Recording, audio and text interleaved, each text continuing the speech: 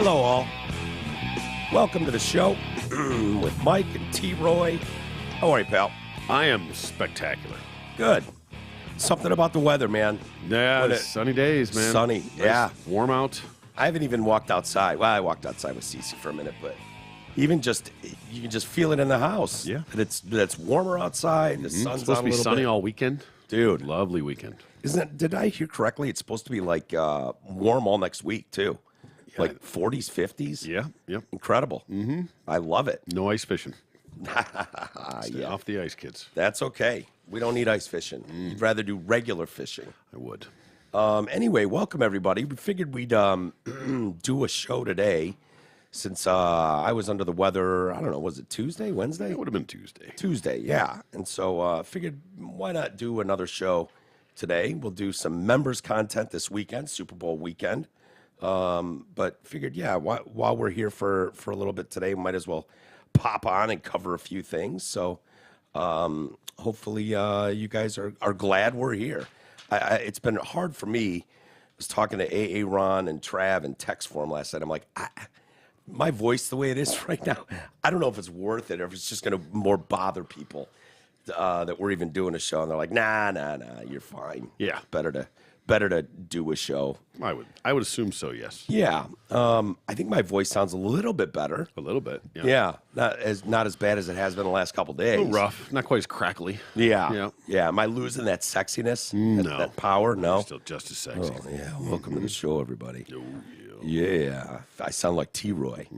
It's so funny how many people I meet that are like, I swear to God, I thought Troy was black before I met him. It's the soul. Yeah, it is. And it's the waist down thing, you know, right. which you've said since you were 16. Black below the waist. Yeah, which is fair. Anyway, radiofor1.com is live, of course. That's where you're going to find all your merch, your T-shirts, sweatshirts, hats, winter beanies. I don't know how much longer you'll need those, but... Well, winter comes around every year. That's true. Yeah. That's true. The Woke Bay wore one in here. He's a big fan of the winter beanies. The old one. He wore the shit out of the last one we had, and I was asking him how this new one is, and he loves it. Excellent. It's great. So he'll be sporting that for years to come. So feel free to go get yourself one as well. Amazon link, Amazon Canada as well. Just click through the radiofor1.com site and shop as normal. We know you're all shopping there anyways. Just think of us when you do it. It's a great help to us.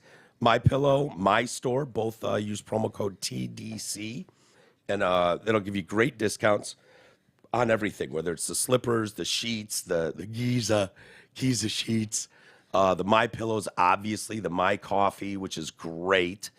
Use that. Groupon as well is there. So if you're a Groupon user, click radiofor1.com, click on the Groupon one and use away. Also, a great spot to link to our Patreon page, which is where we put members content and all kinds of stuff. So we appreciate everybody that's using those and whatnot. Anyway, should we get to what's going on in the world, T? I think we should. Yeah, I've got a few stories that we didn't get to this week and a few new ones. Kind of the big one today, our good buddy, Senator John Fetterman. Fetterwoman, excuse me. Yes. Jeez, I don't mean to misgender him. That was self-declared. That was by his own admission. What a day. You just got to wonder who in the round table was like, you know what? You've got man in your name. We should go with John Fetterwoman. Yeah, that's really going to... Hey, it fucking worked. So, yeah. What do we know? Yeah, it did. Well, it worked in that he got elected over Oz. The campaign to kill Dr. Mehmet Oz was just brutal. Coordinated. It was so fucking funny. And, you know, it was just people didn't agree with him politically. So throw the kitchen sink at him. We know we have a fucking dud that we're running. So take down Oz at all cost. And so they did. So they just had this thing about how hateful he was and, you know, how mean he was and ableist he was. They couldn't point to a single example of that. No. I'd still love to see it because I'd be on your team if that was true. Yeah, even in the when they debated. Yeah. The debate between him and Festerneck. It was fucking hilarious. I mean, it was awful. And really, Oz, I thought, was classy through the whole thing. Yeah, I did too. But he was bashed after it for being bullying him. Yeah. It's like, not at all. Yeah. But It doesn't matter. Truth be damned. Yeah. Just say it and put it out into the ethos, and that's all that matters. It's all that matters. Well, they couldn't report honestly about Fetterwoman at the time because all that matters was getting him elected. We needed that 51st We'll deal with it later. seat so that we could Just please don't die before the election. Right. There's some people that believe the whole plan is he's going to step down for health reasons. Let his wife take over. And then his wife will take over, who's not even an American citizen. And like that's the hard plan, is to get her in there. There's some laws in there, rules that your wife can take over. They try to do the same thing, I think, with McCain. Yeah. When he was going down. But now that he's won that seat in Pennsylvania, now the truth can start coming out. They can be more honest. It doesn't matter now. You don't need to protect him at all costs. No. So Once you're in, you're in. you're in. Ask Yeah. Santos. Exactly. Yeah, that dude needs to fucking go too. Holy shit. Actually, all these people need to go. That just looking out for our best interest. Yeah, Get for outta sure. here. Fetterman. So the New York Times wrote a piece on him today. All right. He's been in the hospital for 3 days with lightheadedness, Oh, okay. and they've ruled out a new stroke. And Sure, that wasn't like an original thought. Wasn't sure how that felt. Yeah, we don't know exactly, but yeah, he's still in the hospital, and we'll see what this comes out with. But Annie Carney wrote a nice article in the New York Times. I mean, that wasn't like the day he went into the hospital. Wasn't breaking news. Not everywhere. Yeah, he's just a little lightheaded. No big deal. So usually, if you've ever gone to the hospital for any reason, I've done that plenty of times. Where it's like something's wrong. I'm going to the hospital, and I've stayed. You usually go in and they go, yeah, you know what? You needed to eat something. That's why you were lightheaded. So get yourself a cracker and an orange juice, and we'll see you later. You usually don't spend 3 days and counting in the hospital. No. So Running a barrage of tests. Maybe he walked in, they were like, fuck, he's on your neck. Lay down. Let's find out. how come we've never heard about this before? Aren't you a senator? Just bringing droves of people through there. Yeah. Every med class. Yeah. Why do you have a giant goiter second person on your head? Why does your head have a head? Right. So they're talking about the picture's becoming clearer as to what's really going on there. Not much of a shock. So at Fetterman's desk, there's a newly installed monitor that rises or lowers depending on whether he sits or stands, provides closed captioning so he can follow proceedings. At the center dais, a custom desk has been built to accommodate the same technology for when he takes his shifts, presiding over the Senate. Is he doing that a lot, presiding over the Senate? Sure, yeah. Yeah, sure he is. Gives me the warm and fuzzies. Mr. Fetterman, he suffered a near-fatal stroke last May and went on to win one of the most competitive seats in November's midterms, we all remember. Was never going to blend in seamlessly in Congress, but his adjustment to serving the Senate has been made vastly more difficult by the strains of his recovery, which left him with a physical impairment, serious mental health challenges that have rendered the transition extraordinarily challenging. What you're supposed to do to recover from this is do as little as possible, said Adam Gentleson, his chief of staff. Oh, good thing he got into politics. Right. Instead, Fetterman was forced to do as much as possible. Yeah, so you could win an election seat, a Senate seat. He wasn't forced to do this. It was so important that you got the number of votes you needed for stuff like abortion. So fuck his health. Just ram this guy through. This was obvious to anybody watching. Oh, yes. You know. Painfully obvious. The latest health scare has convinced his staff that Fetterman needs a better plan to take care of himself physically and emotionally. He declined to be interviewed for the story. Thank God. Those just end up making the comedy reels. We don't have that kind of time. No. Exactly. But aides and confidants describe his He's got introduction. 8? Yeah. Oh, Jesus. He does. Yeah, it's a shit show. I too. guess so. My God.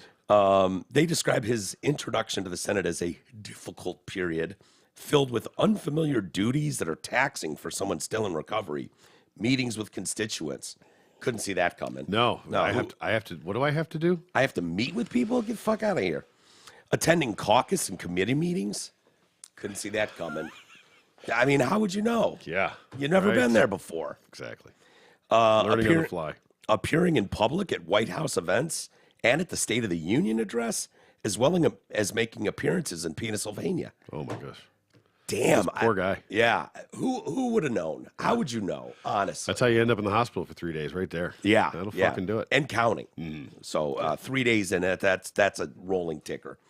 The most evident disability is a neurological condition that it impairs his hearing.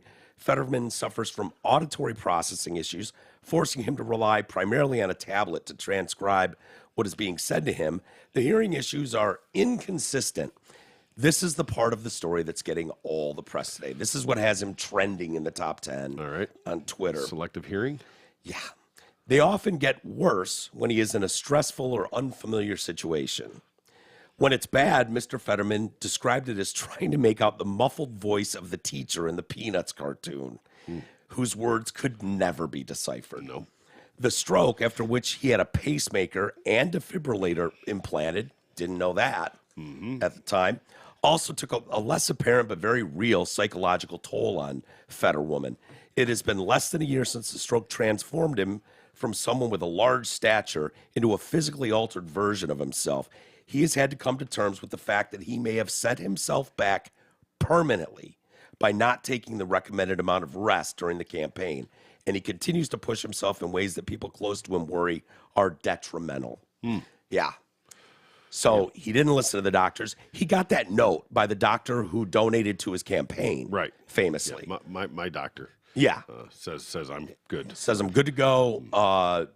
No further questions. And so he just had this little note signed by this fucking doctor who was absolutely on Team Fetterwoman. Yeah.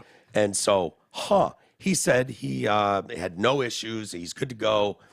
He can do all his duties. Well, now it's coming out that, no, he cannot do all his duties. And that was always the case. So I don't know if this doctor loses his license. Hilarious. He's on the right team. So there will be no issues with him. So, as Fetterwoman adjusts to his new life, the Senate and his colleagues are also adjusting to his needs. Okay. Sure. Now, that sentence right there is the other sentence that has things trending in this country today. All right. Okay, I'll read it again. As Fetterman adjusts to his new life, the Senate and his colleagues are also adjusting to his needs. Now, can you figure out what is wrong with that sentence there? It's going to be hard if you don't know. Enlighten me. Well, in the original story, dropped 6 hours ago, that sentence read, as Mr. Fetterman adjusts to his new life, the Senate and his colleagues are also adjusting to his special needs. Okay. They were then accused of being ableist by someone on Twitter, and they quickly went and redid the story to say they are also adjusting to his needs. So special needs can't be in there. Right. Yeah. Fucking ableist New York Times. Wow. Yeah. Well, his needs are special. They are. So that would make them special needs. Yeah. But when you say special needs, you're talking about in a lot of cases. Your point being, I think you just... Great point, T. Yeah. I mean, I think... I should have seen it myself as it was coming out of my mouth. But yes, you're right. I think you pretty much nailed it right there. Yeah. So you're saying they had it right the first time with I think so, needs. yeah. At this time, these days, Fetterwoman has stopped interacting with journalists whose voices he often cannot hear, just in the echoing hallways, with marble walls and whatever. Before the stroke, he was the kind of guy that loved to bullshit and talk shit with reporters. Not anymore. For now, he's glad to have a little break from the media glare, even if it means he's just laying in a hospital bed being tested over and over. Current staff describe him as someone who has no desire to be at the center of every negotiation and who campaigned on a promise to be the solid 51st vote in the Senate supporting Soup's agenda. He has often been befuddled by the attention he attracts, even from colleagues who stop him for selfies. Oh, jeez. Oh, my God. Can you imagine? T, that's like you going to work one day and asking your foreman on a job for a fucking selfie. I mean, are you fucking kidding me? Hey, come on, get in here, buddy. Come on, dude. Yeah. Let's get a selfie together. Yeah. Hey, aren't you the special needs guy? Come on. Let's get a close up here of you and I together. Trying to get that monster into a picture. The attacks during the campaign. So Tucker Carlson is blasting him without much mercy. Oh, I'm sure. He called him unapologetically brain damaged, and Republicans accused him of lying about his health. Those are also never far from his mind. So those have bothered him. Well, isn't it true that they did lie about his health? A lot of the shit we're just learning today. Absolutely. So they accused him of that, and what? They've been proved right? Mm-hmm. Is that what you're saying? Yep. But it doesn't matter now because it's too late. So other people are saying they compared the accommodations being made for Mr. Fetterwoman with the Senate installing, like when the Senate installed a ramp for Senator Tammy Duckworth, Democrat from Illinois, a former combat veteran who lost both her legs in 2004. Okay. Throughout the Senate's history, there have been physically impaired senators, from amputees to those who are blind. There's also been a deaf one, Sam McHenry of Louisiana. This goes back to 1897. Hell, our current president is essentially brain dead. Yeah. I think there's a big difference between installing a fucking ramp for someone who lost their legs in combat. Yep. That's just standard ADA stuff. Yeah. Handicap accessible. Oh, handicapable. Yeah, Accessible. Jesus accessible. Christ. Nice. Can you be a little more ableist? Yeah, I think there's a big difference there between someone who can't make out shit or even really talk to people versus someone who needs wheelchair access because they lost both legs as a combat veteran. Yeah, he's just in there just to be a vote. That's Yeah. it. And he doesn't want it. Just, okay, you just tell me I did what I had to do. I'm in. I'm your guy. I'm 51. You just tell me what to do and when to do it, and I will do it. That's actually a pretty good Fetterman. It's not bad. Yeah. Yeah, and I will do it. You said too many words correctly. Yeah. But other than that, pretty spot on. Just tell me what to vote, when and where, and I'm your guy. Don't worry about it. Exactly. Tell me which lever to pull. Just let me know when we get in there. Am I voting yes or no on Just X? don't say it audibly to me. Yeah. Just put it on my prompter. Yeah, he's going through the whole Chuck Brown thing. So, I find it interesting how, and this will happen with Biden too, where now that he's done his job, he got the seat, we all got him his seat. It's just a shame that the country's best interests don't matter. So No, well.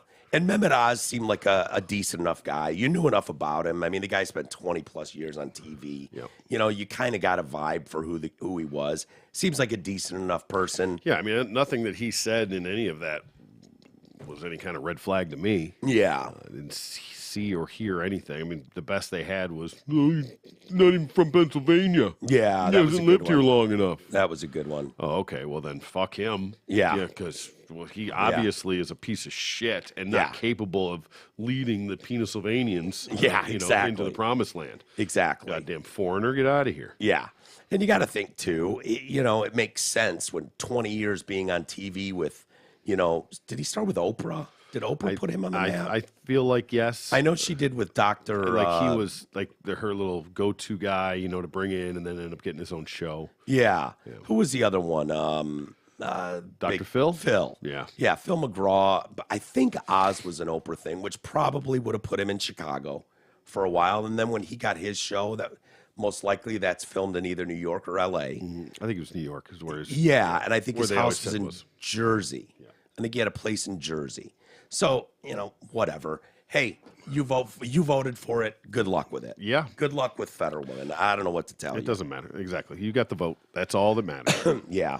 Well, it'll be interesting to see how this plays out. I'd like to know more about this hospital stay, but good luck, Pennsylvania, with his wife leading you now. And I think, we'll see how that plays out, but it sounds like something that could absolutely be what the plan was. Like, just get this clown over the finish line, no matter what you have to do, and then we'll deal with the rest later. But you don't have like a special election or anything at that point? I don't know. I don't think so. I think there are those stupid rules, which seem ridiculous, actually. What the fuck qualifies your spouse to be in that position? Nothing. Right. But we've seen that before. I can't remember, the name escapes me, but I know there was someone else that either died or had health issues and their wife took over or whatever, and then, Wasn't it McCain? McCain might have been one, but I think there was another one too. Somebody else, yeah. I can't remember exactly, but it's a weird thing. It doesn't really make any sense, honestly. But that's for Pennsylvanians to figure out, not us. You know? Are you looking it up? Well, yeah, whatever. No big deal. Not that it matters. It's just it's more of an indictment on the press than anything, if you ask me. That's really where it comes down to, where you just can't trust on any level what these people are saying, and they're not even trying to hide it anymore. That's the most insulting part to me, where it's like, okay, I'm all for someone trying to get their shot at something, and if you've got health issues, okay, great, that shouldn't disqualify you. If you're capable of doing the job and you've got a limp, or you've got you're missing a limb, I don't care what the disability is, really. You got hearing issues, but be honest about it. Absolutely. Let's be honest about it, lean into it, and let these people vote honestly. Well, exactly. And there's a difference between a physical handicap and a mental handicap. Definitely. I'm not saying that he is or he isn't, but I don't know that. I don't know what his mental capabilities are, what his capacities are at this point. I don't really know. I understand the disconnect after a stroke, that sounding dumb doesn't make you dumb. Yeah. It just, that's a real thing, but it also doesn't mean that you're not dumb automatically either. Yeah. So I'm not sure. Well, jury's out. It's not for us to say, whatever. They can vote for whoever they want. But, and I don't know how much truth there is to it, but a lot of the reporting says that he's a trust fund kid, that he's never had a real job. He's just kind of wandered through life doing nothing and lives on mommy and daddy's money.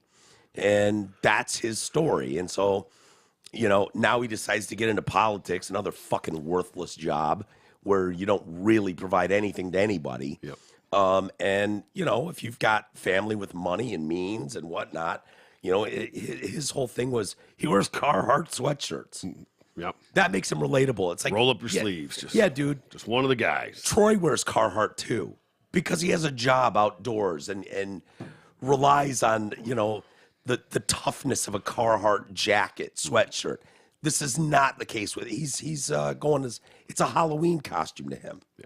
You know what I mean? That's all it is. He's not wearing Carhartts because he was a foreman on the job somewhere for 20 years. The girl's wearing all the Carhartt hats and shit now. Right. Yeah, same thing. It's Paris Hilton. Just a thing. Yeah. It's a fashion statement.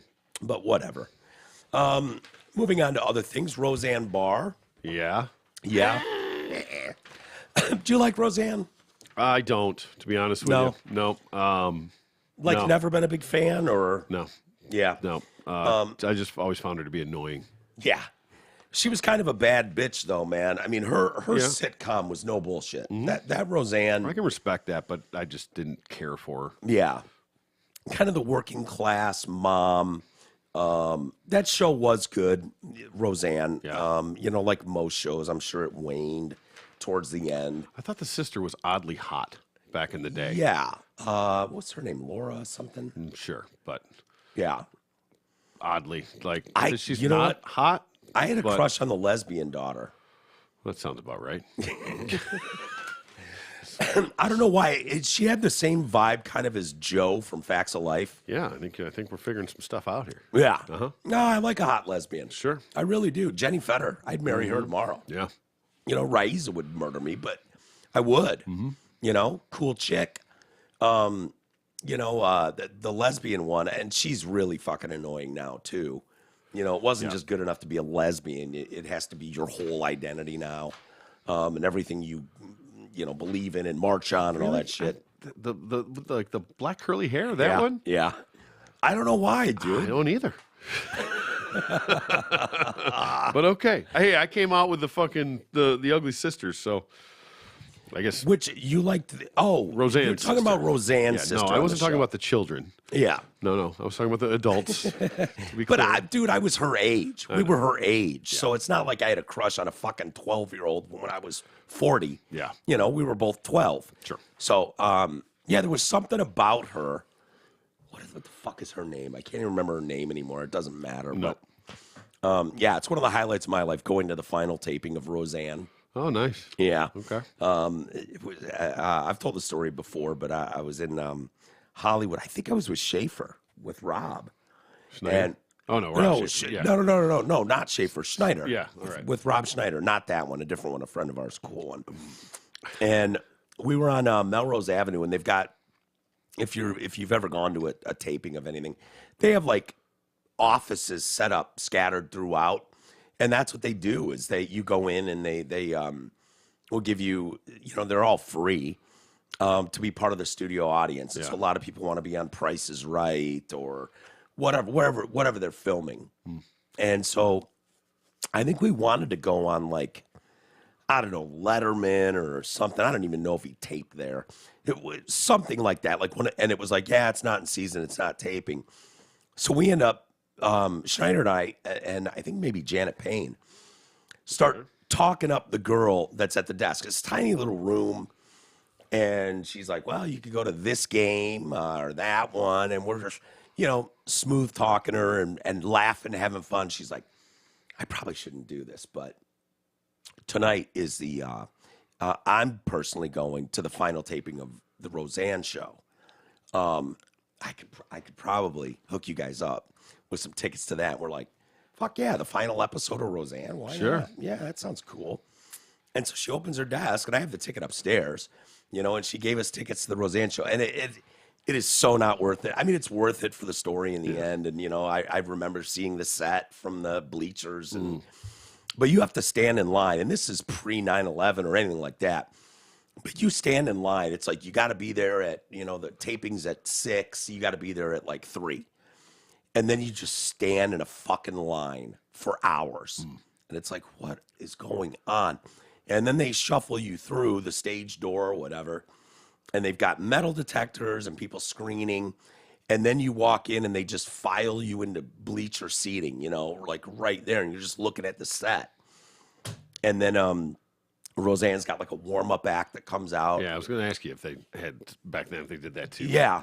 And it was probably, if I could remember, it was probably someone you'd know. Like a lot of times they end up becoming pretty big comics or whatever. And they do, I don't know, 15 minutes warm up the crowd. And then they come out and they're like, oh yeah, laugh loud when you see the applause sign and blah, blah, blah. And then Roseanne came out. And that's what I remember the most.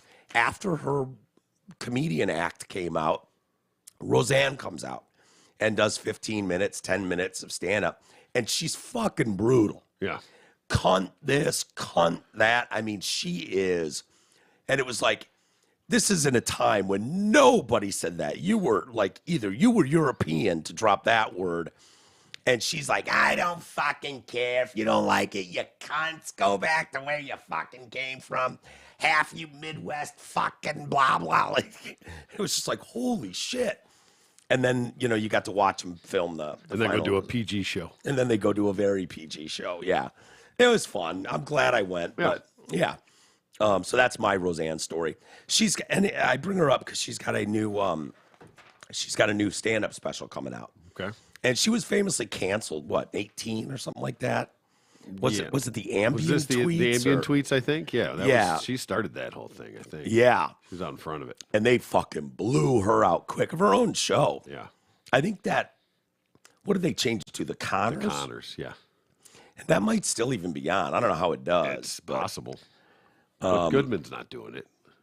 I don't think he's doing it anymore. No? Maybe not. I thought he was. I thought they got the daughter I had a crush on. I know he was. Sarah Gilbert? There you go. Something, or is Sarah Gilbert her sister who was on Little House on the Prairie? No, I think that sounds right. Let's see. Shit. I don't remember. Anyways, while you look it up, she's making a comeback in a new TV special. She's, of course, railing against the woke agenda and cancel culture. It is Sarah Gilbert. Mm-hmm. And her sister, I think, was Laura Ingle on the... was Gilbert? Oh, yeah. Maybe. I think I'm almost positive her older sister was on Little House on the Prairie. Oh, yeah. Yeah. Laura Ingle's on the show. Yeah. Okay. Something Gilbert. Anyways, Barr was fired from the reboot of Roseanne in 18, which did have the highest ratings of a new TV series in years. She posted a tweet about Obama's White House advisor, Valerie Jarrett, black woman. Melissa Gilbert. Melissa Gilbert. Yep. So Melissa is the older sister, right? Yes. And Sarah's the one that was on Roseanne? Yes. Okay. Can you see? Because the one you kind of thought was cute, the Roseanne's sister on the show. Yeah, it's Lori Metcalf. Lori Metcalf. Yep. She's a great actress. She's very good. I've seen her in a lot of stuff. So you want to hear the tweet she sent out? And I believe this was Ambien induced. Oh, yeah, for sure. Which never works well. And I could see why this tweet might get you in a little trouble.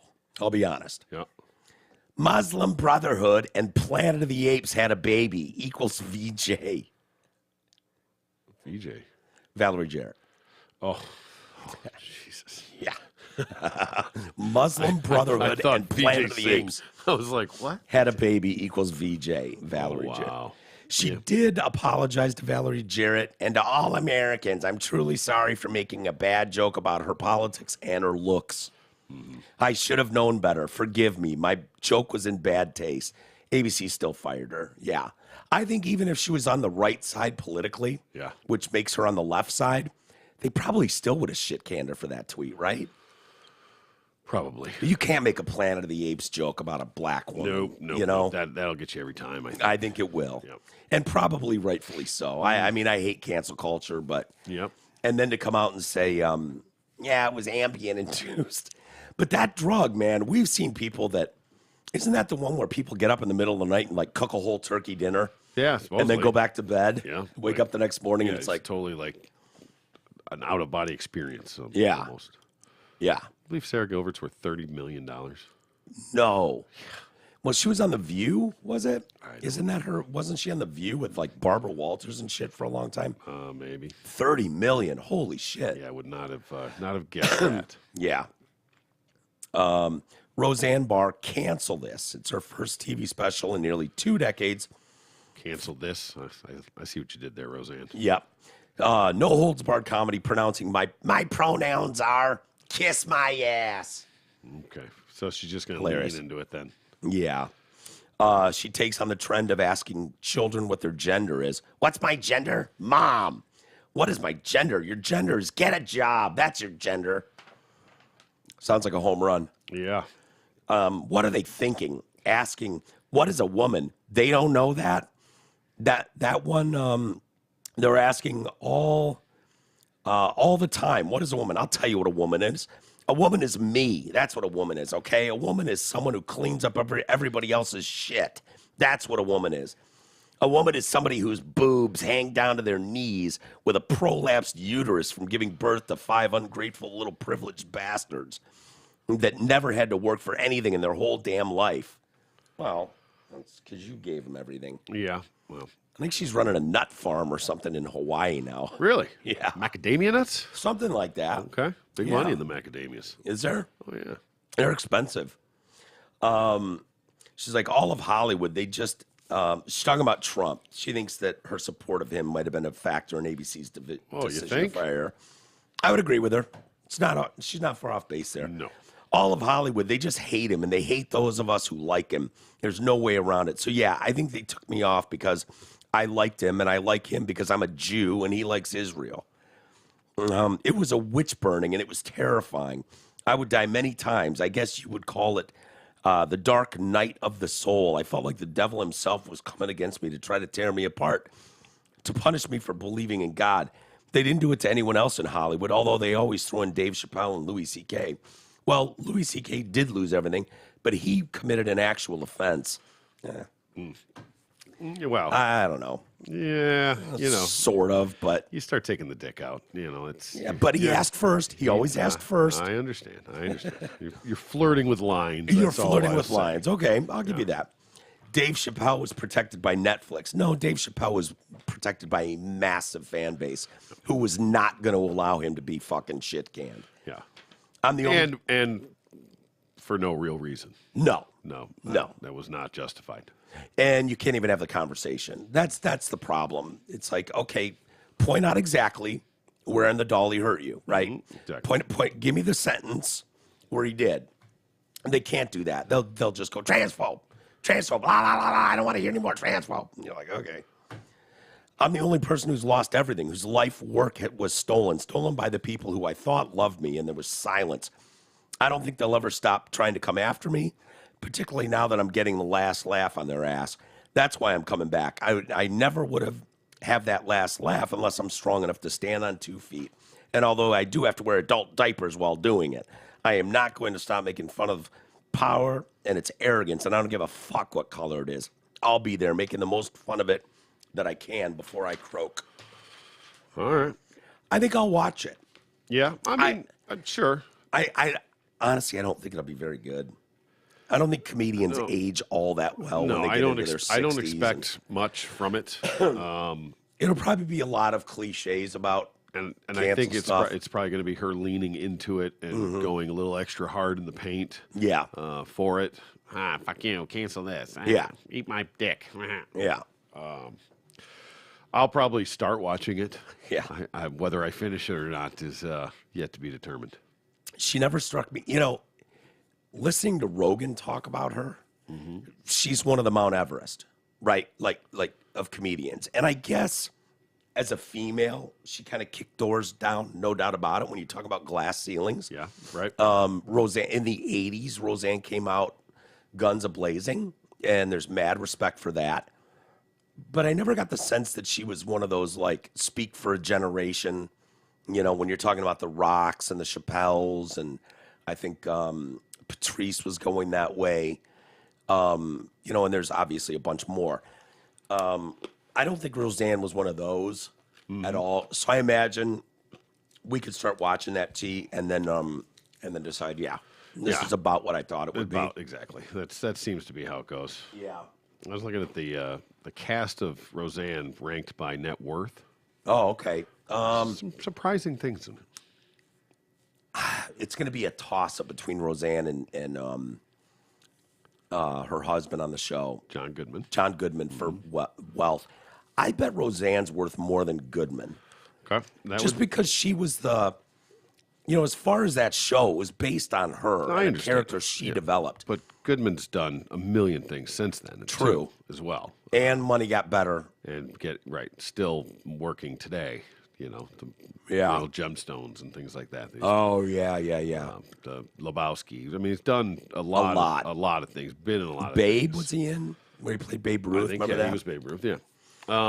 So, whatever. The oldest daughter, she apparently has done nothing, still $3.5 million.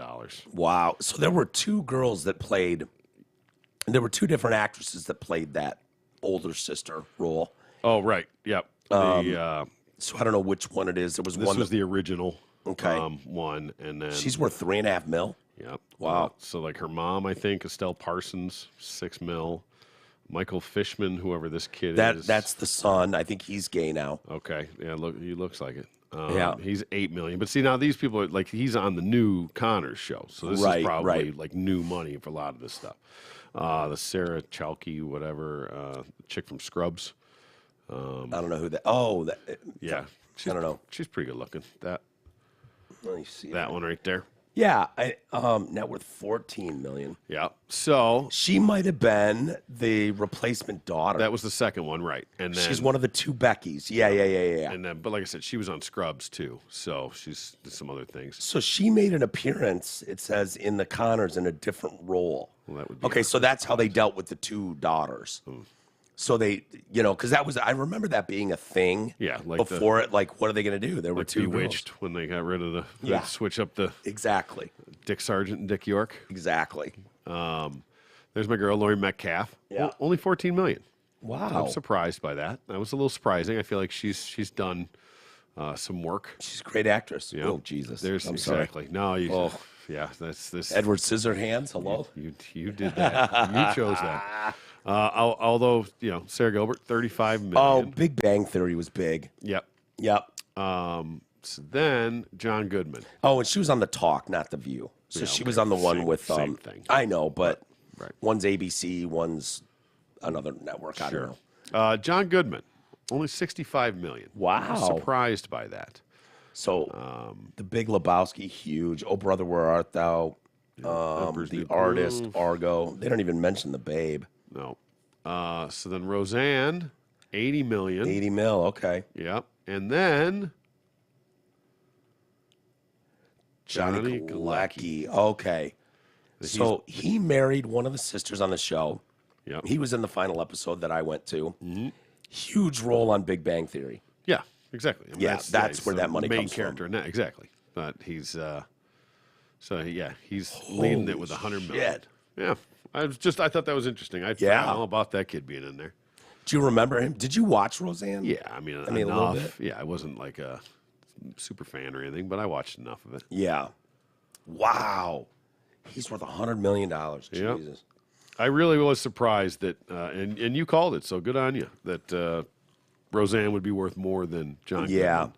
I think just having she would have had the biggest deal of all of them. The others would have been paid actors, but it was really her show. You couldn't do it, which is why the Connors is just kind of laughable. Like, how do you do Roseanne's arc story without Roseanne, you know?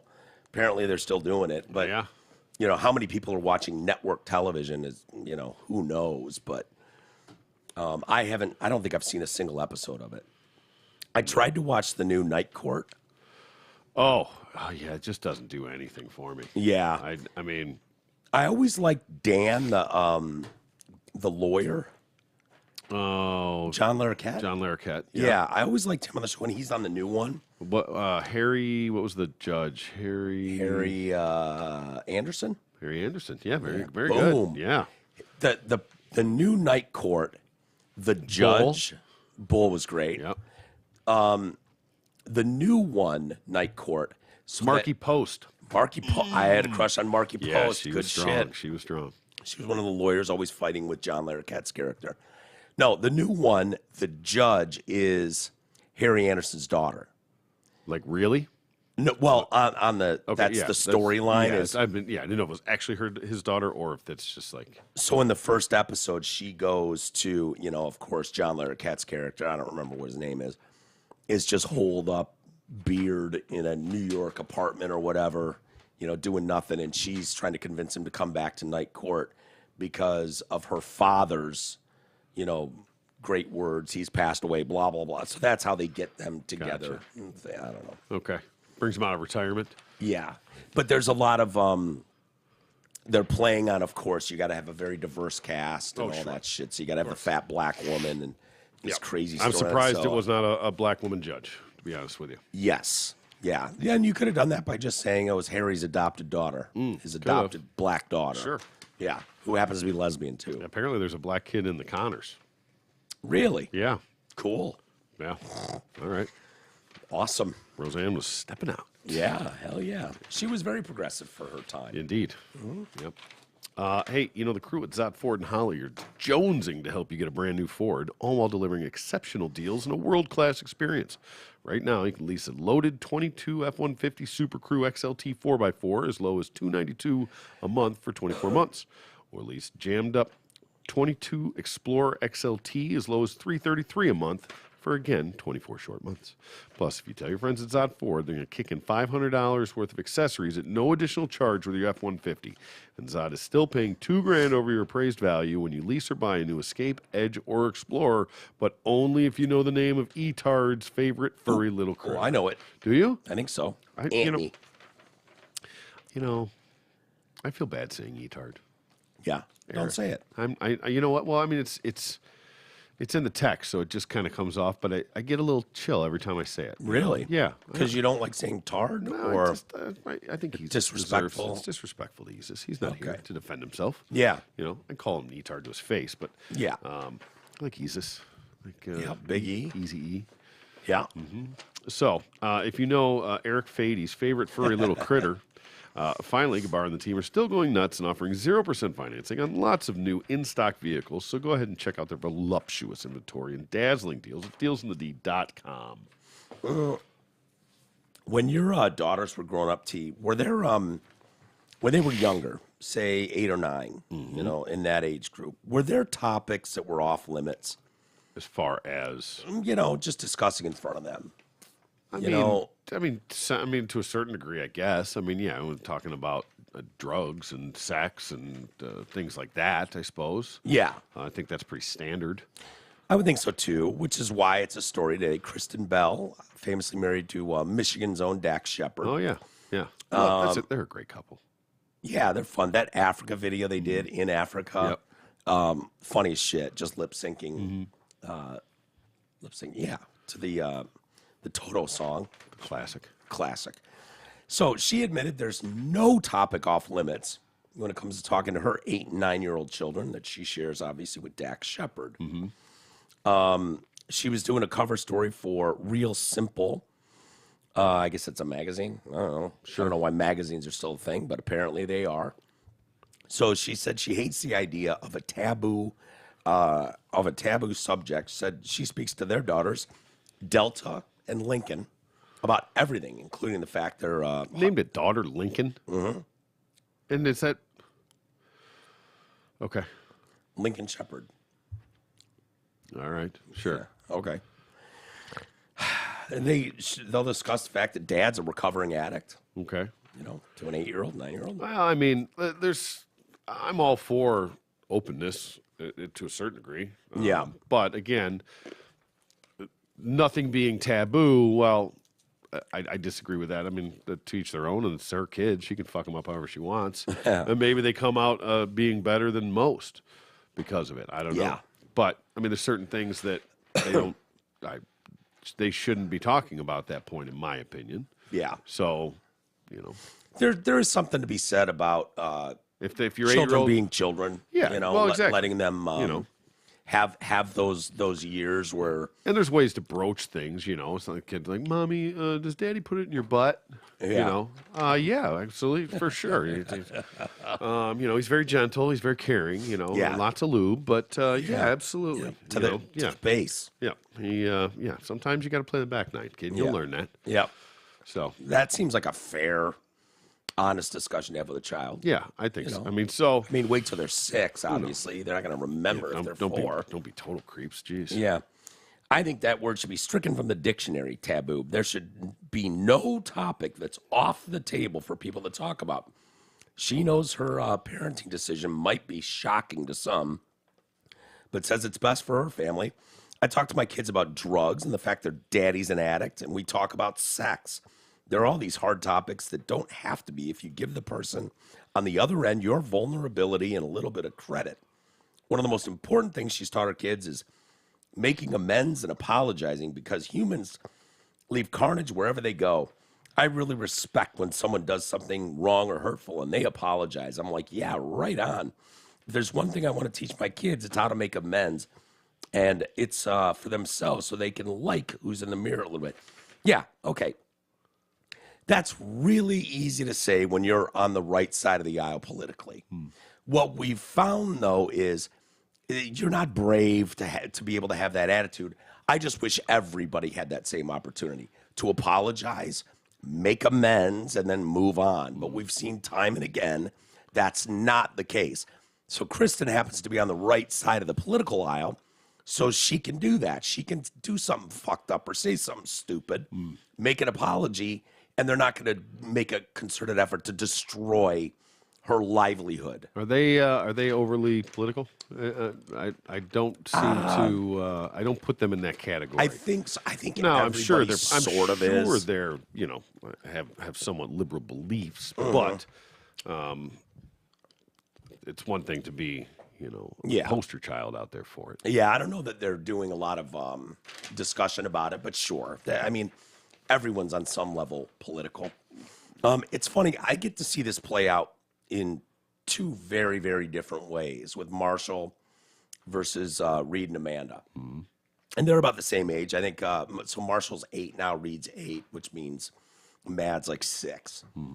And my sister and Jen are raising their kids a little bit different than the warden and G, Marshall was listening to Eminem in the car when he was 1, whereas my sister and their kids were listening to when the wheels on the bus go round and round. So I think they're a lot more, they're not seeing as much real world shit as Marshall. And I'm not saying there's a right way or a wrong way. Certainly language gets a little more colorful around Marshall, and it just kind of seems to roll off him. It's not that big a deal. It's not, I remember where it was like, it was colossal when you heard someone swear when I was a little kid anyways. And it just said how sheltered you were, that you didn't, it was like, oh, someone said the B word or whatever. And to Marshall, it's fucking whatever. It's no big deal. Yeah. Do you run the risk of having some horrible outcome later? I don't think so. I wouldn't think so on that. And again, I agree with her in some way, in that there shouldn't be. I mean, and saying it's taboo or that there shouldn't be anything taboo, using that whatever, nothing should be off the table. To a certain degree, it's right. I mean, but in context, it's, are you bringing that to your child, or is if your child comes to you, are you open to discussing it and not shutting them down? Oh, you're too young to talk about that. Yeah. You don't want to know. Because that is repressing them, and it's going to make them find out on their own. Right. So to have a healthy conversation about everything in life, sure, there's a way to be able to do that and be thoughtful and respectful and with doing it. But at the same time, it's, like I said, it's one thing if you're just talking to your kid about stuff. Yeah. Like I didn't say, when I said I wasn't talking to them about that, I wasn't talking about that in front of them, Right. When you asked me the question originally, was there any subjects that you didn't talk about in front of your kids? Yeah. Yeah, of course. They were my kids, so no, I didn't talk about that stuff then. But if they came up and asked me, then you can have a conversation about that. Yeah, and I think most people would. Right. So I don't think it's so groundbreaking like what she's saying. I think it's just kind of being, and I think the taboo word gets thrown out there and makes it seem, ooh, they're talking about dirty stuff or something. Well, I notice it when your daughters are over here, and you've got a great relationship with them in that you're no different when they're here versus when they're not here. And subjects, like I would be really uncomfortable talking about anything sex related with my parents to this fucking day. Your daughter can come in here and be like, yeah, I wouldn't be here if you would have just pulled out, Dad. Like they can make a comment like that. Yeah. And it's not like some crazy, like, oh my God, I know what they're talking about. Now, obviously, they're much older now than 8 years old. Of course. But I kind of envy that they feel comfortable enough around you. Yeah. And I don't know if they're the same way with their mom. Probably not. Probably not. Probably not nearly as, I mean, again, now that they're getting older, that they don't have to worry about, pissing mom off. Yeah. But, but I've always done it that way. I've always tried to be genuine with them. I've always tried to be the same around them. Were there topics that were really hard? I mean, just parenting in general is, of course. I imagine it'd be hard to discuss like real world things like, we're like money problems. Mm-hmm. Like that would be. Yeah, right. Because there's, like when I went overseas, that was, they weren't in a position to really grasp the concept of why I was going. Right. To understand the economy and financial responsibilities and things like that. They just knew that their dad was leaving. Yeah. So even trying to explain it to them and have that conversation is almost wasted because they don't have the capacity to really understand it or grasp it. Right. You can tell them, well, fucking mortgage isn't going to pay itself. If you want to live in a box, Dad's got to go to fucking Iraq. Yeah. So, but the, shit, there was another point of that. Now I remember what the fuck I was going to say now. That's all right. But, yeah. No, like I had to have the sex talk with them. Yeah. As a dad, to the daughters. That's fucking weird. Yeah. When, Yeah. But how old were they? It was with Sky first. So I don't know, coming around there, like 12, 13, something, somewhere in there, whatever. Did you have a game plan? Well, no, not at all. I just, I don't remember how it came up, or it was time, and I reached out to their mom, and I was like, hey, like, have you had the talk yet? She's like, yeah. Well, okay, what'd you tell them? She was like, that you can't have sex before marriage, and that, abstinence is the only way. I was like, okay, but then what'd you say? Like, sure, great, that's plan A, let me know how that goes for you. Okay, so we're living in a movie script. Yeah. That's great. Okay, no, like, and then what? Yeah. No, that's it. I just told him that's the only acceptable answer is abstinence. Is no sex, no premarital sex. I'm like, that's not reality. Are you fucking kidding me? Yeah. Okay, I guess I got this one then. Yeah. So I had to have the talks with the girls, And it's probably weird, Why probably would not. she- I don't know because What is it about Christianity that makes someone just have a soup brain? I don't know. On certain things. Yeah, I don't know. No offense to Christians. I get it. I'm not bashing your religion. Like I said, but, I get it. Yeah, that's the goal. I mean, that's just a stupid ass. But, maybe like, you what want to did you watch? Little House on the Prairie to get your fucking idea about how to talk sex with your kid? Why don't we really explain things and let them know and be able to make those decisions on their own? Yeah. And tell them that, yes, that in a perfect world, yes, you don't have sex before marriage, but we don't live in that world. How did it go? Do you remember it all? Get into it. No, I mean, I just sat him down and said, "Hey, look, see Daddy's cock? It's time." Yeah. Well, let me show you where this goes. No, it's just it's what you have to do. Oh, that would suck. I would not want to have very that conversation. uncomfortable situations sometimes that you have to be in. But was it more uncomfortable for you or her? Boy, that's a good question. Yeah.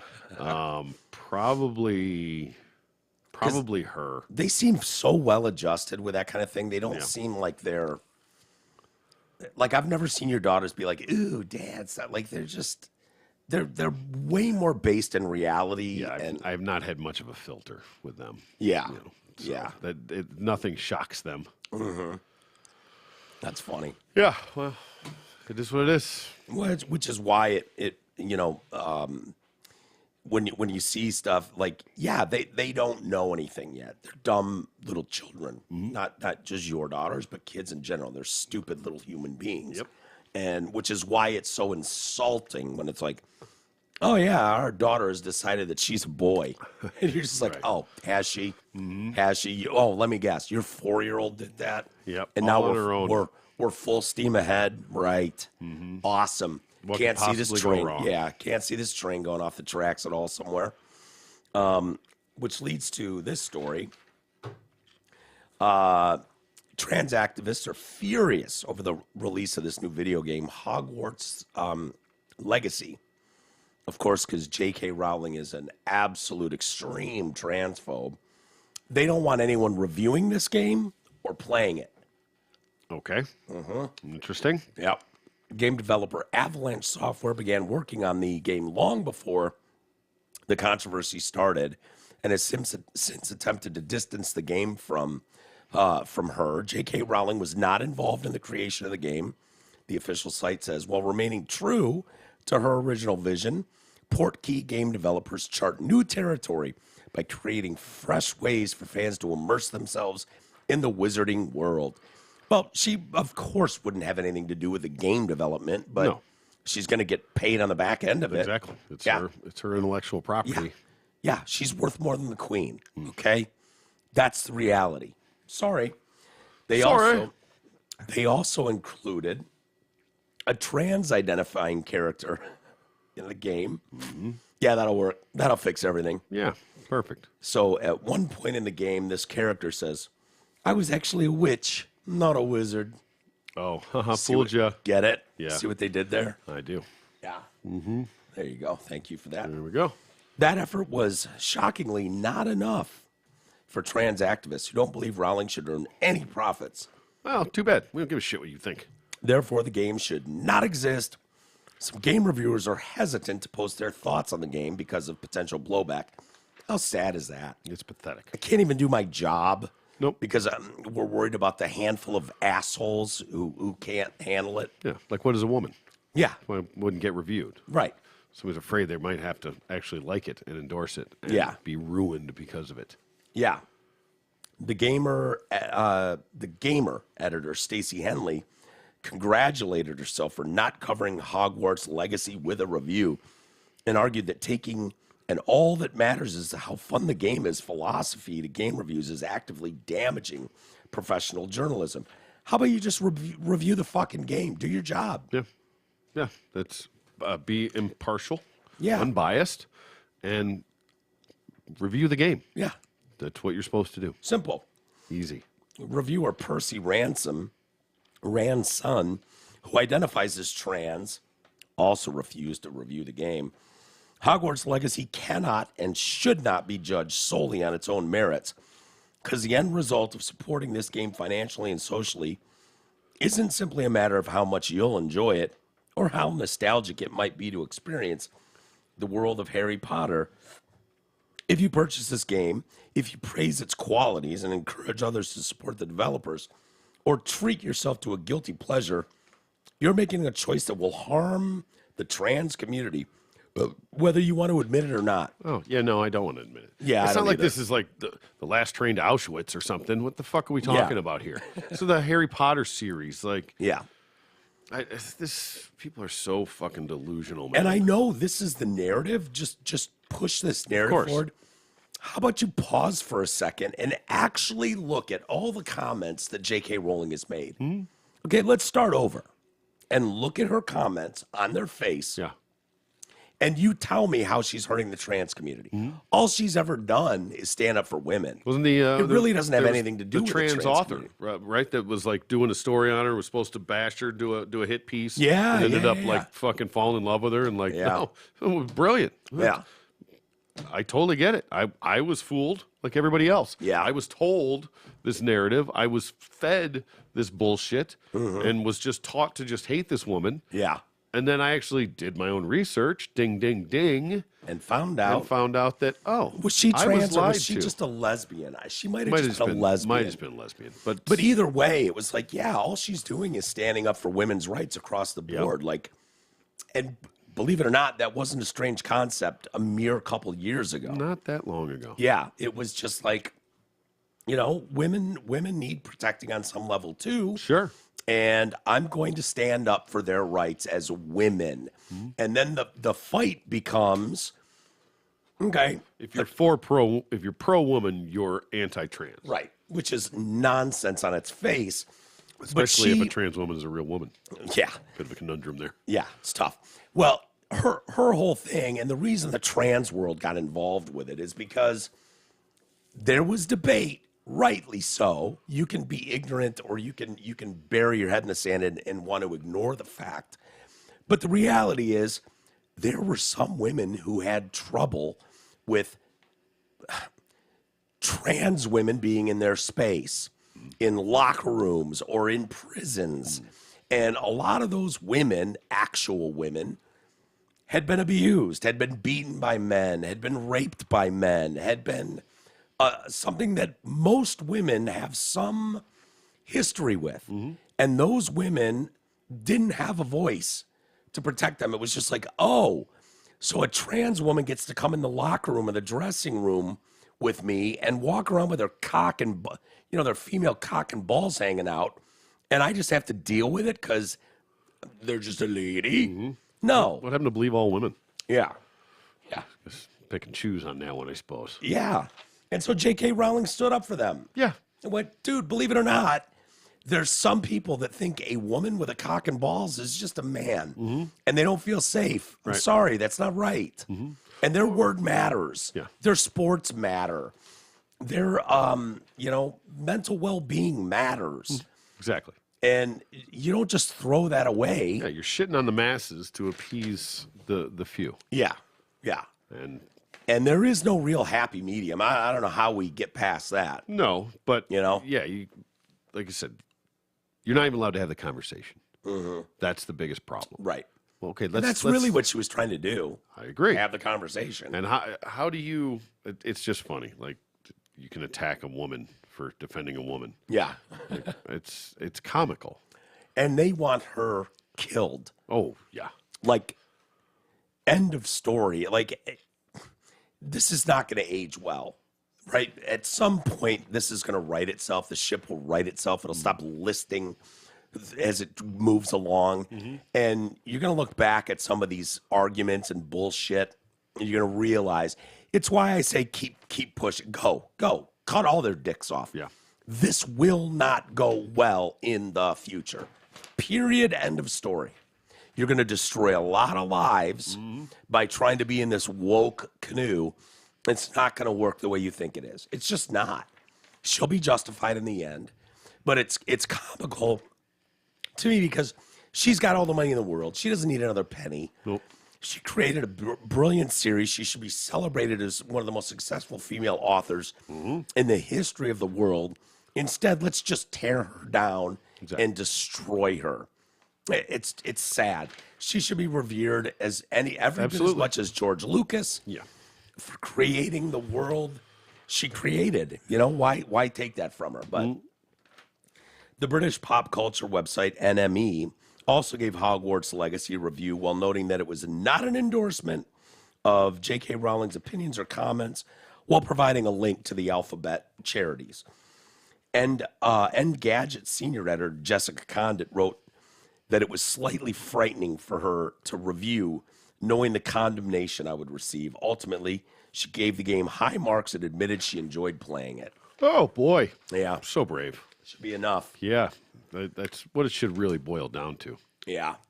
I don't know. Have you seen the shitstorm the Missouri Pediatric Clinic is getting right now? I have not. Yeah. They're trying to Missouri? In Missouri, yeah, trying to get laws to prevent this shit. The appalling treatment, permanent harm done to children. Jamie Reed, a self-described queer leftist woman who married a trans man, worked as a case manager, handling intake of parents at the Pediatric Trans Center at Washington University School of Medicine at St. Louis's Children's Hospital for more than 4 years. She's blowing the whistle now. Okay. So here's a lesbian woman married to a trans man who's going, we got a real problem here, guys. Thank God. God bless her. We need more people like this coming out. Reed confirmed all the fears that have been raised in recent years about the fast tracking, as we call it, microwaving, of children into irreversible medical treatments. I left the clinic in November of last year because I could no longer participate in what was happening. By the time I departed, I was certain the way that the American medical system is treating these patients is the opposite of the promise we make to do no harm. Instead, we are permanently harming the vulnerable patients in our care. I would say, shut up, Jamie. You're ruining everything. You're going to ruin everything. Yeah, right. She describes herself as politically to the left of Bernie Sanders. That's a statement in and of itself. She took the job at the Trans Center in the summer of 2018, where she was a case manager responsible for patient intake and oversight. Soon after my arrival, I was struck by the lack of formal protocols for treatment. The center's physician co-directors were essentially the sole authority. During her 4 years, she noticed a significant increase in teenage girls seeking to transition to male with comorbidities such as depression, anxiety, ADHD, eating disorders, obesity, autism, or autism-like symptoms. Until 2015 or so, a very small number of these boys comprised the population of pediatric gender dysphoria cases. Then, across the Western world, there began to be a dramatic increase in a new population. Teen girls, many with no previous history of gender distress, suddenly declared they were trans and demanded immediate treatment with testosterone. Reed and her colleagues recognized the rapid increase could be a manifestation of social contagion, especially when clusters of girls arrived from the same high schools. Yeah. There you go. Yep. Their concerns were dismissed by the physicians. Anyone who raised doubts ran the risk of being called a transphobe. Yeah, it's not a risk, it's a fact. Absolutely. You don't run the risk, you will be hit like that. Anyone who raised doubts would be called a transphobe. What is it? The baby's going crazy over there. What's wrong, Mama? We're almost done. Hold on. The process to begin this transition only requires a letter of recommendation from a therapist. Reed said the Trans Center made this process simple with recommendations from gender-affirming therapists, offered a template letter of support. She came to believe that the long-term effects of testosterone are not fully understood by minors, and their current treatment system is failing to do no harm. Our patients were told about some side effects, including sterility, but after working at the center, I came to believe that teens are simply not capable of fully grasping what it means to make the decision to become infertile while still a minor. She gave examples of negative physical and psychological effects experienced by patients, such as liver toxicity, vaginal laceration, clitoral enlargement. Oh, a big old clitty. Yeah, big old fat one. Oh, yeah. Wow. China style. Clinics like the one where I worked are creating a whole cohort of kids with atypical genitals. And most of these teens haven't even had sex yet. They had no idea who they were going to be as adults, yet all it took for them to permanently transform themselves was one or two short conversations with a therapist. She and a colleague tried to bring attention to the issue and track the data, but were met with resistance from doctors. Despite this, they created the red flag list to track these patients. We thought doctors would want to collect and understand the data in order to figure out what they had missed. We were wrong. Reed recalled a really sad case of a detransitioned teen girl from an unstable family with a history of drug use who had undergone a double titty removal. After only 3 months, she regretted that decision. Oh boy. 3 months later, she called the surgeon's office to say she was going back to her birth name and that her pronouns were she and her. Heartbreakingly, she told the nurse, "Can I have my titties back?" Oh, man. Oh, that Can stinks. you pop them back in for me? No, it doesn't work like that, sweet. No. No, remember when we taped your titties? Yep. That was forever. Yeah. Well, no, we can, we can get you some nice, good old silicones, put them back on there for No, you. but I had problem. Nisons. I want those ones back. No. Well, They go. okay, can I titty feed my kid one day? No. No. We removed that option altogether. Yep. When you were 13. Yeah. So Sorry. you think you're going to have kids? That's adorable. When Reed and her colleague checked on the young girl, they found out she was pregnant. Of course, she'll never be able to titty feed her child. By 2020, the spring of 2020, Reed felt morally obligated to voice her concerns and began speaking up in the office. As a result, she began receiving negative performance reviews for the first time ever, noting her defensiveness and hostility when she received direction from management. Things came to a head at a half-day retreat in 22. In front of the team, the doctor said that my colleague and I had to stop questioning the medicine and the science, as well as their authority. Then an administrator told us... There's the real fucking vig. Yeah. Yeah. Yeah. It's not the science. It's the authority. Yeah. Yes. You will respect my authority. We had to, quote, get on board, get the fuck out. Yeah. Reed finally left the center in November of 22 and decided to come forward after she felt stunned and sickened by comments made by Dr. Rick Levine. Oh. Did it again. Shit. Oh, my gosh. Rachel Levine. Wait, what? Yeah, what year was this? 22. Oh, okay. So it was. Just checking. You gotta, Yeah, you gotta know. See exactly where we're at in the timeline here. No, it was Rick for the first 52 years. Yeah, yep. And then and Rachel's life has just gone through the roof. Yeah. Yeah. Really taking that. I mean, Rachel's another one of those, like, hot names. Yeah. This really took a hit. Really fucking took a hit. That's dude. a great point. Did a lot of damage There's to a the lot Rachels of in the damage world. to the Rachels, yeah. You're right. Rachel is a hot name. It is, indeed. Yeah. There's something like Brittany's, and then, Griner fucked that up too. Yeah. See? Yeah. All these trans dudes fucking it up? Brittany, yeah. Brittany did not do as much damage to the Brittany name. Griner didn't as much as Rick did to the Rachel name. That's correct. Because you're right. I think Rachel Green from Friends, and it's like, we start there, and then you throw this lady into the mix. I mean, even Maddow didn't take the fucking the toll down that far. But close. yeah. Rachel Maddow's done a lot of damage. Yeah. I mean, that dude's right there too. But Yeah. Levine put it over the edge. Just a lady. So she was stunned and sickened by comments made by Dr. Rachel Levine, the transgender assistant secretary for health at the Federal Department of Health and Human Services, who said that clinics are proceeding carefully and that no American children are receiving drugs or hormones for gender dysphoria who shouldn't. Almost everyone in my life advised me to keep my head down, but I cannot in good conscience do so because what is happening to scores of children is far more important than my comfort. And what is happening to them is morally and medically appalling. Thank you. Yeah. Thank you. Really. Because that's what it's going to take. Too many people, it was the whack-a-mole theory. We kept talking about it. As soon as somebody was started to pop off, they got shut down, they got canceled, they got death threats, they got whatever it was. You know, had the higher ups threatening them. With their authority. But eventually, you know, when you stop popping up one at a time and get whacked back down, when they all pop up at once, you can't hit them all back down. And that's where we have to get to get the point across. I just can't believe how many of these clinics, medical professionals are willing to just to do stuff like this, like get on board with science or get out. Like, are you fucking kidding me? It's no different than COVID. I know, but I just wouldn't have thought that was possible with these people that are as educated as they are. Like, you know, science is always changing, and when you're following science, your theories and your attitude need to grow with the changes in that. And it's remarkable the egos on these people. Well, listen. You'd like to believe that all doctors get into the medical field to help people.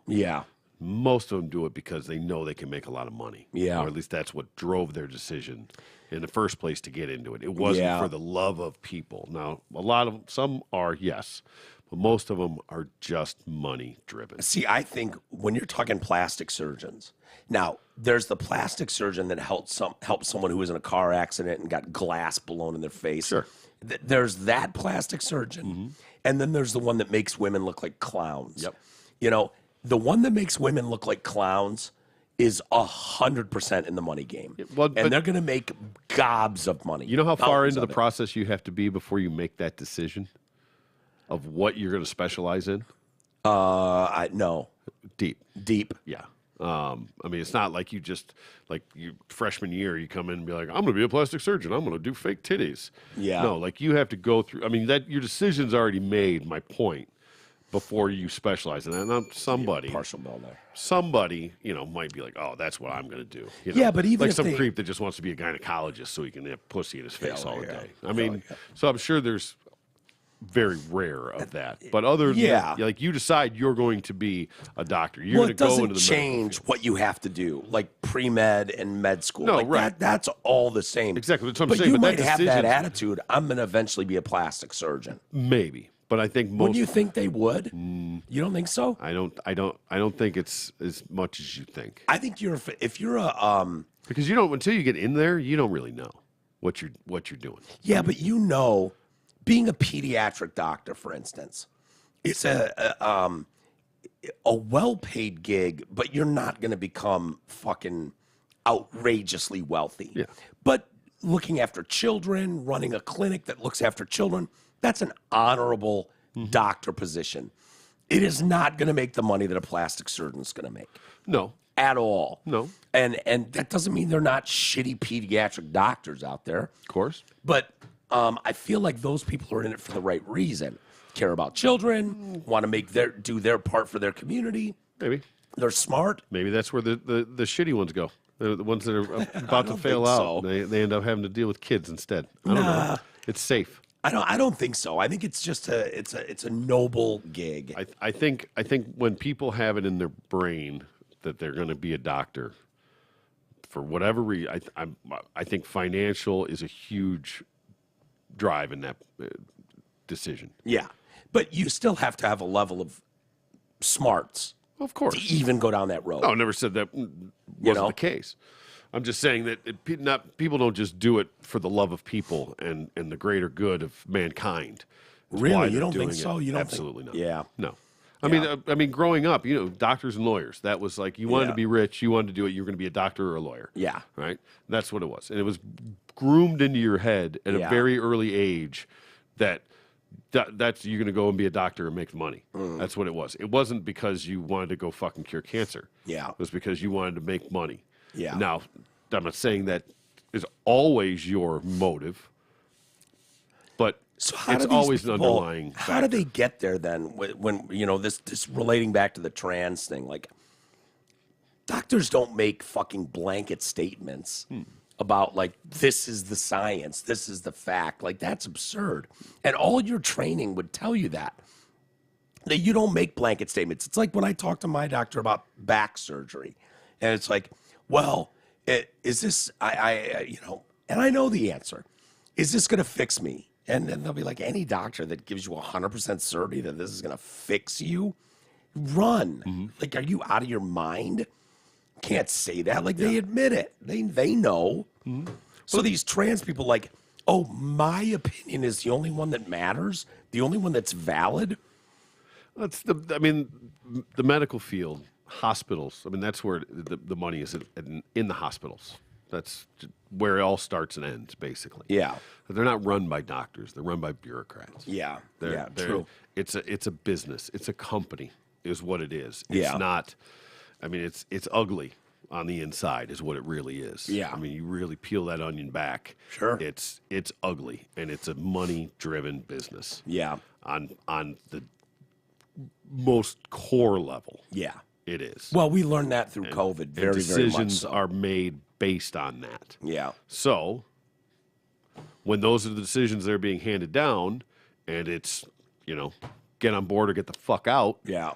Well, okay, people don't want to lose their job. Some people are brave enough to stand up and do it. Some people will just shut the fuck up and go along with it. Yeah. Now, I would like to believe that the push comes to shove, if that doctor is in a position to make that decision with a child, that they would do what's in the child's best interest, not for financial gain.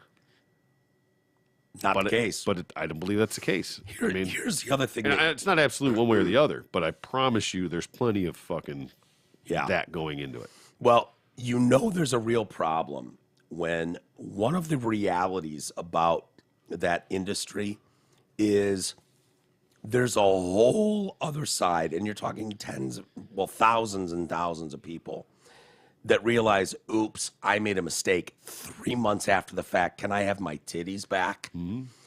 Those detransitioners are telling a story that nobody, and I mean nobody, wants to cover. No. And that's a sad reality of it. I thought this would take 10, 15 more years.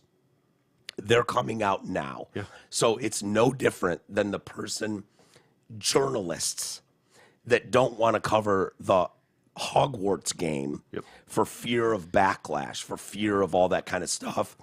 Why is it that these detransitioners, whether it's Chloe Cole right now, who's screaming it from the fucking rooftops about adults taking advantage of her when she was 14, cutting her titties off. Now that she's 18, she's going, this is madness what they did to me. It's fucking Frankenstein level shit what they did to me. And nobody cares. She doesn't exist to the mainstream media. This girl here that she's talking about, we don't even know her name. No. We never will. Nope. She doesn't exist. If that community was honest, whether you're talking about, when I'm talking about the medical community, if they were honest and really honestly believed that they were doing only good, and this is medically necessary, it's not about the money or any of that stuff, they would include the detransitioners. Fuck those detransitioners is their attitude. Of course. Fuck them. Yep. They don't exist. And it's sad. You can't. It's heartbreaking. Just ignore it and hope it goes away. And the fact is, it happens to women more than men, and not women, girls more than boys, which tells you this is more of a clique thing. This is more of a wanting to fit in, something very important to girls, especially when they're younger, which is why you see multiple girls from the same school showing up wanting this. And how you let them go through that, how you don't understand that this is what kids do, that they change their mind. They're not set in their ways on anything. Name a kid who still believes what they believed when they were 12. Right. You're full of shit if you think that's the case. How's that Santa Claus thing treating you? Yeah, right? Yeah, you believe that shit. It's fucking heartbreaking, man. It is. It absolutely is. So the lawsuits are coming, though. They are. It's going to get ugly. And that is where things will potentially start to change, unless they somehow are able to insulate themselves in this. Because, it's very hard to go with a malpractice and stuff. Did it. You're right. That's a great point I never even thought about. Yeah. But the pharmaceutical companies were able to protect themselves from potential lawsuits going forward. Exactly, especially when you get into that emergency stuff. And when this is, and this is a very difficult situation because it's not like they're out, looking for people. These people came to them in a voluntary fashion, for a voluntary procedure. Yeah. And they did it. Now, I assume there's enough boxes being checked along the way. Okay, yes, you have to speak with our therapist for 30 minutes. Whatever. I mean, sure, it's the most basic of things. Yeah, but it's a cover. It's enough to protect themselves and say, hey, they asked for this. Yeah. It's a service we provide. They asked us to do it. Yeah. What if you came in and you say, I want a nose job. I hate my nose. I got a nose job. You get it done. You don't like it. Oh, they ruined my nose. Now my nose is worse. Well, tough shit. Yeah. Unless it's, a botched job. Yeah. And even that is difficult to try and recoup. Well, going back to the pain, the opioid crisis that this country went through in 08, 9, 10, whatever it was, there were a lot of doctors that lost their licenses, right? A lot of Dr. Feelgoods that were overprescribing. Oh, yeah. And so to see that firsthand and how that works, I know personally, like when I go to my primary care physician, and it gets to a certain point with my back, right, where they can go, we recommend physical therapy. They are not going to give you pain meds more than fucking 10 of them, right? They might give you 10 pills. And you come back and you say, I still am having a problem. They will send you to a pain clinic, to a pain doctor. Why would they do that? It's not that they can't help you with it. Oh, liability. Liability. Yeah. They do not want to be the one responsible for giving those pills out. Fuck it. Move you to a pain clinic. Yep. Now it's off. I've wiped myself of all liability by doing that. Exactly. That's what they're doing. Yep. So and that may or may not be in your best interest. Yeah. But it's definitely in theirs. 100%. There's exactly 100%. The point. Of how and why things are done. Or you just want to believe that it's, do no harm and that they're doing it for the greater good. Right. It's just fucking not. And honestly, I'm not saying they're all pieces of shit, but decisions are made based on financial repercussions. Right. Almost exclusive. And as if a primary care physician can't diagnose you as a doctor, you need to go to a special guy with a title that's pain management to assess it. And the answer used to be, you don't know what someone's level of pain is. If they tell you they're in pain, then you give them whatever they want. Yeah. And that changed when you saw the crisis and the blow up of the fucking thing. Sure. So, and rightfully so. Yeah. Yes. Absolutely. Rightfully so. Yeah. We're going to see the same thing, but not many of those doctors back then are got themselves in horrible trouble. I mean, there were obviously people that did lost their licenses over it. It'll be interesting to see how this trans thing plays out in the long run. But when you're ignoring a huge factor on one side of this argument, and that is those detransitioners, those people that grew up a little bit, got a few years under their belt and went, oh my God, they cut my tits off. Yep. They changed my voice forever. I'll never have children. I'll never breastfeed a child. It's been easy to keep the few quiet to this point. But dude, that percentage-wise, the lid is on that pot of boiling water, and it's fucking bubbling. Yep. Because I mean, just sheer numbers. When you're talking about the mass numbers of transitions that are going on, just statistically speaking, the numbers of regrets are going to go way up. Yeah. It's crazy. Insurance, we all need it, and most of us don't know what kind of coverage we have or who even provides it. Let fellow TDC listener Brent Wasick from Wasick Insurance Services change all that. Brent is over 30 years in the business and offers all types of insurance coverage, auto, home, health, life, business, commercial, and more. Call Brent Wasick at 734-455-1900 and get a free no-obligation quote today. Again, that's 734-455-1900 and ask for Brent Wasick at Wasick Insurance. All right, T, let's do an email and get out of here. Si, senor. Where's Cece? I don't see her. She was whining a while ago. There. I got her. Okay. I got eyes on her. All right, good. All right, let's do a quick email, and then we will call it a day. Digger. And enjoy. Do you want to make a Super Bowl prediction? I think I asked you yesterday, but one final time before the big game. Okay. I'm going to go 28-24 Chiefs. I was going to go 28-24, somewhere around there, whether it's 30-26. Eagles. Okay. I think the Eagles are going to win. The usual, Mortimer? the usual. Straight up, no spreads. No Straight up. spreads. I'll take straight Chiefs. up. You take Eagles. Straight Okay. up. Good. Okay. Done. I cannot afford to lose one of these bets. I had to pay $2 last time. I know. Yeah. you Fucking did. sucked. Yep. We did a double or nothing. I lost again. I owed the guy $2. It's crazy. I had to Venmo him and everything. Zell. Sorry. Okay. Email. Power washer. All right. T-Roy is spot on. Okay. Drill, yes. Power washer, yes, if newer. The offer to replace, absolutely. When borrowing a tool, 100% of the time. Better to just go get your own shit. So this goes back to what we were talking about yesterday. You were doing free work at someone's house with one of your new power drills, and it shit out midway through the project, and you felt like, the right thing to do would be for the person I'm doing all this free work for to buy me a new fucking drill. Yeah.